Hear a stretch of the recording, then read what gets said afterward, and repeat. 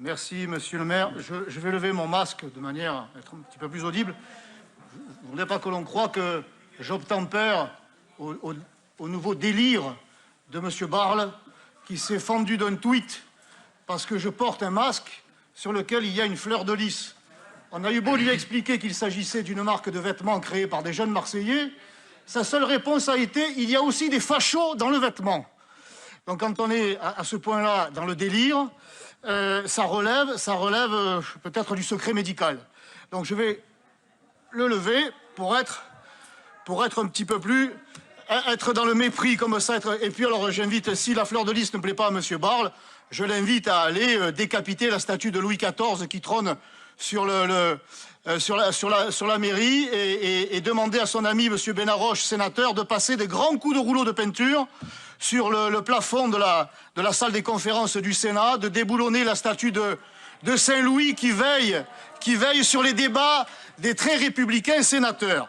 Bref, on va en finir avec ce triste épisode lancé par monsieur Barle. Pour en venir au rapport, ce rapport qui prévoit donc une indemnisation de la part de la ville de Marseille en faveur, et c'est bien normal, en faveur de policiers municipaux qui ont été victimes de, je cite, faits d'outrage et menaces de mort. Pour 3 d'entre eux, pour des outrages, pour des faits de violence dont ils sont, vous l'avez compris, dont ils ont été les victimes. Tout ça pour nous rappeler, monsieur le maire, et je suis certain que vous en êtes conscient, peut-être moins des raisons, mais que nous soyons tous conscients à quel point le métier de policier municipal, national, gendarme, tout ce qui a trait au maintien de l'ordre, combien ces métiers sont difficiles, combien ces hommes et ces femmes sont exposés aujourd'hui à une violence inouïe tant sur le fond que sur le nombre, car je vous rappellerai qu'il y a dans notre pays il y a eu 31 000 agressions sur les policiers en 2020 contre 13 400 en 2000. Donc vous voyez bien que cela a doublé en 20 ans et cela fait 85 agressions par jour dont sont victimes les policiers. 85, soit 3 agressions à l'heure. Toutes les 20 minutes en France, un policier est agressé violemment. Voilà la réalité du terrain pour ces hommes et ces femmes, alors que l'on entend de la part de certains élus ici même que la police serait largement critiquable, qu'elle serait même condamnable, qu'elle serait le terreau d'un racisme systémique.